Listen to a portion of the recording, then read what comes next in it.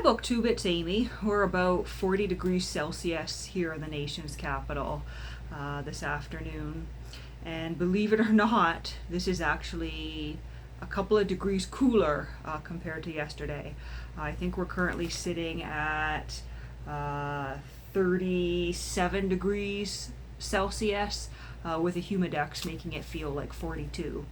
And yesterday we reached 39 Celsius with a humidex making it feel like 44.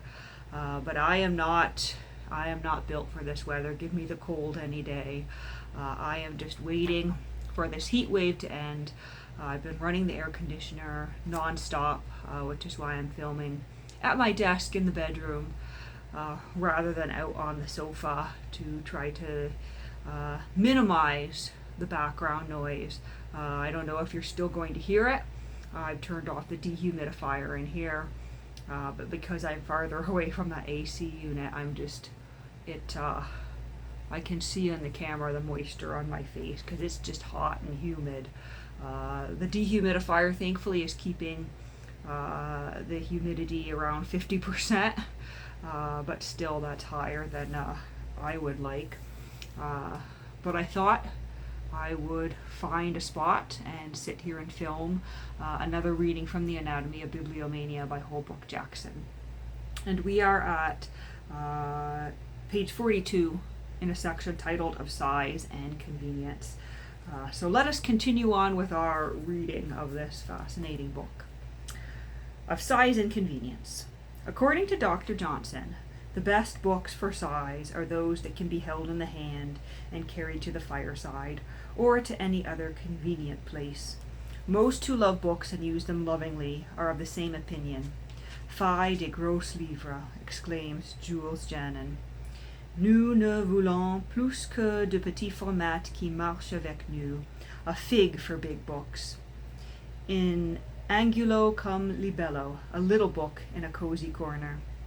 It is all there, the whole case. A book should be small enough to hold in the hand and large enough to engage the eye at a single glance. It is thus a friend and a companion. A big book is as bad as a great misfortune.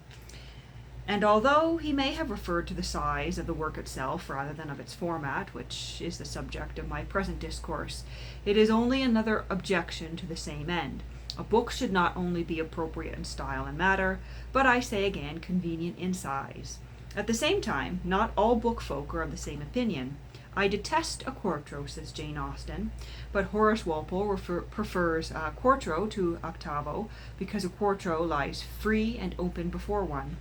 And he is surprised how long the world was pestered with unwieldy folios. No man, said Dr. Johnson, read long together with a folio on his table. Théophile Gautier, no book lover, as I will show, has a greater dislike of octavos than of folios, because the folios could be used as presses or stools. But octavos, he claims, the devil take me if I can derive the slightest benefit from them. I cannot imagine why they were ever made. But there is a place for each notwithstanding what I have said, and a medium in book sizes, as even Walpole implies, when he sighs out. What a pity it is I was not born in the golden age of Louis XIV, when it was not only the fashion to write folios, but to read them too.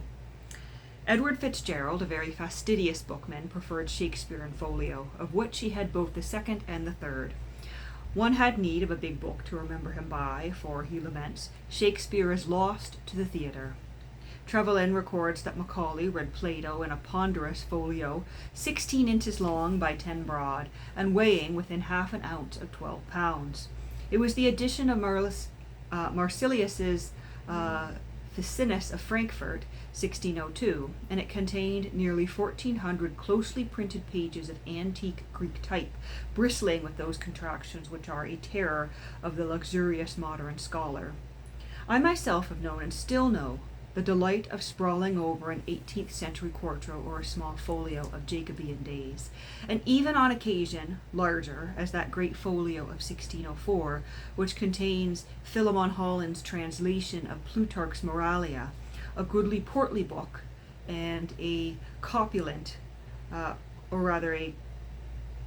corpulent as ever there was, a well into which you may dip your bucket without fearing that it will run dry, a sea upon which you can sail without shortage of adventure or dearth of things to look at. I would not have him smaller, being so fortunate as to possess him in all the pomp of his ancient and learned amplitude, for he is vast by nature as a whale is, or an elephant, and who would wish a whale a minnow, or an elephant a mouse? Boswell's Johnson is more opulent, and nowhere so like unto himself as he is in the roomy pages of the first edition. Burton reads better in folio, but not later than 1638, and Sir Thomas Browne must be sipped in the vintage of 1686. Yet I have my regrets at times, for I cannot take them out into the garden or nurse them in my armchair beside the fire. But this proves my case, and Dr. Johnson's, and that of all true bookmen, who, whatever their fad at particular moments, love best the book which can be read in hand anywhere and anywhen. Books that you may carry to the fire and hold readily in your hand are the most useful after all.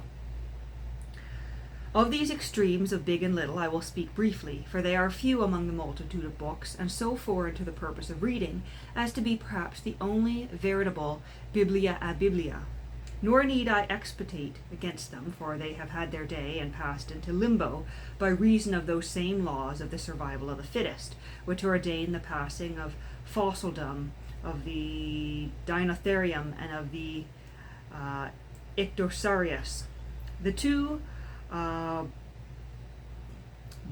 Brobdingnagian choral books, measuring a yard in length and 2 feet wide, which Dibdin saw in the library of the Duke of Sussex at Kensington Palace, are museum pieces, specimens, curiosities recalling the books in the library of Brobdingnag, which Gulliver could read only after they had built for him a kind of wooden machine 25 foot high, formed like a standing ladder, the steps being 50 foot long, which he would mount so that he could read the vast pages leaning open against the wall, beginning on the top step and so working his way downwards.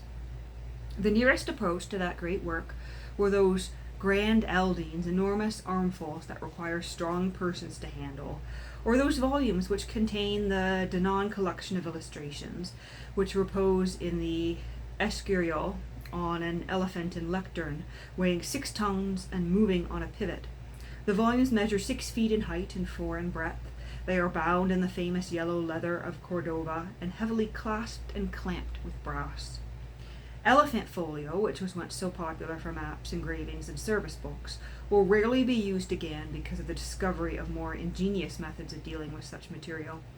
The era of giant printed books has passed away as surely as that which produced manuscripts as vast as the Vernon and the Bodleian, whose written area alone measures 17.5 by 12.5 inches. The last resort of the ancient passion for unwieldy books is the recurrent fashion for large paper copies, which are no encumbrance, because they show books and generally supplementary to reading copies. They are show books rather, and are generally supplementary to reading copies, as show dogs and show cattle are supplementary to the normal. No one uses them. They are monuments, museum pieces, or, where useful, exaggerations which strain a point to point a strain. The best that can be said of large paper is that it is not a good absolute and in itself, but only when it is beautiful and appropriate. A library of large paper copies would be a necropolis of books, a bibliomaniac's Père Lachaise or Kensal Green. In the opposite class are those diminutive books which cannot be read without the aid of a magnifying glass. These are freaks, their only defense and justification being their littleness. They are the toy terriers of books, bibliographical lapdogs. How small they can be is incredible. W.T. Spencer had a Bible dated 1660, which was so small that it would not cover your fingernail. A man once entered his shop bragging that he carried a library in his handbag. He proved his statement by opening the bag and revealing a collection of such miniatures. The book which has the reputation of being the smallest printed book in the world is Galileo a Madame Cristina di Lorena, 1615. It was printed in Italy and measures 15 by 10 millimeters. There is a copy of it in the British Museum in a miniature Chippendale bookcase containing the whole library of Lilliputian books. In the Harleian collection, there is a Bible small enough to go inside a walnut shell. The earliest known miniature English book is The Hours of the Blessed Virgin, 1500. It measures 1.5 inches by 1 inch and is printed in black letter. Many small books are produced by lithograph and photographic processes and are therefore not examples of typography. Fine examples of printing from microscopic types are rare in our time, but notable specimens of the same of the past came from England, France, and Italy. The finest and most legible of the foreign type are probably, says Davenport, the types microscopics of Henry Didot, Paris, 1765 to 1852. Notable among such midgets are those pocket volumes of the past, Pickering's Diamond Classics and the like, which are pleasant enough, but still no more than pretty toys, though better than freaks. Mark Pattison, says Percy Fitzgerald, had a special fancy for the little antique Latin pocket volumes published in myriads a couple of centuries ago. It is curious, he thinks, for scholars to have issued their profoundest lucubrations in volumes no bigger than pocket testaments. But it was then the fashion to squeeze into what was called portable shape histories as Strada, who is as long as Hume or Smollett, or even Gibbon. Eyes in those days, he concludes, must have been stouter and clearer. But I must end this chapter lest it become tedious and leave the monsters and midgets to their born lovers. Long alia mihi mens est, my own tastes are otherwise. In medio virtuis, I take a middle course and confess to a liking for a small and slender folio, without prejudice to my love for an octavo, or a 12, or even a quarto, when the mood dictates and the circumstances are appropriate. And I will conclude by observing that although there are big Elzevers and little Elzevers, those who have sung their praises have had the little rather than the big in mind. I am sometimes moved to believe that in that matter affection expands from a beginning among the 12s to an ending among the octavos, but I shall not dogmatize, for the way of a man with a book is a mystery. Yet I may infer, out of my own experience and that of my friends, that the quality of bibliophilia proceeds in a diminuo. One respects a folio, admires a quarto, and loves a 12. Further row I prize is yonder, away on the unglazed shelves, the bulged and the bruised octavos, the dear and the dumpy 12s, as he quotes from Austin Dobson's poetical works. So let every bookman, in his own defense, set as good a face upon the business as he can. And that is the end of that section there. So I hope you enjoyed that reading today.